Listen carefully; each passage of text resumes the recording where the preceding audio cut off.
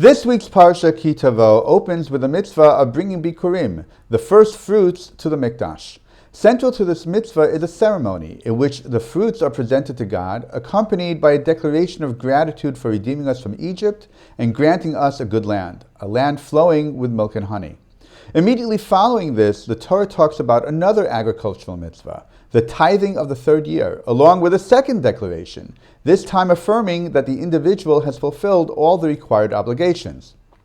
At first glance, these two ceremonies seem unrelated. One concerns the offering of the first fruits, while the other addresses a specific aspect of tithing.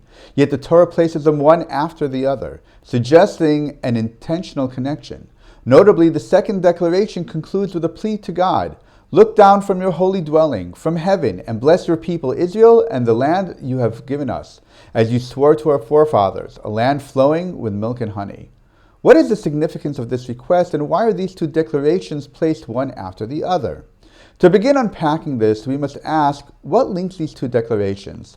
A central theme throughout the book of Dvar is the concept of material reward and punishment, especially in relation to food, agriculture, and abundance. For example, the second paragraph of the Shema teaches that if we follow God's commandments, the rain will fall in its proper time, allowing the land to flourish. The two declarations in our parsha reflect this same principle. By listening to God and observing His commandments, we are blessed with abundant produce, and with that abundance comes both opportunity and responsibility.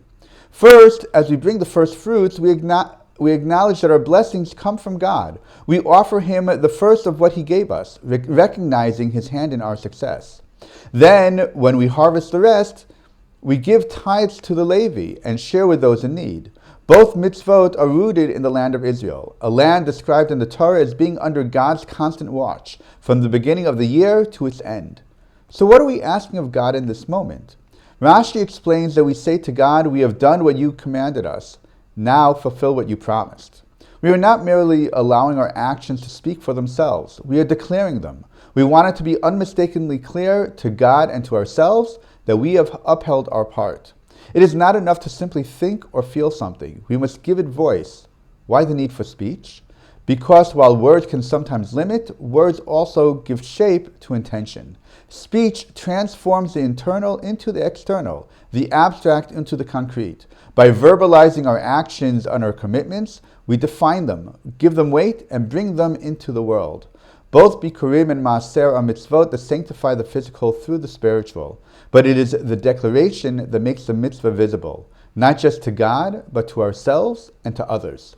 Through speech, the spiritual becomes tangible, and through that tangibility, it becomes a conduit for divine blessing, both for us and for the world. Shabbat Shalom.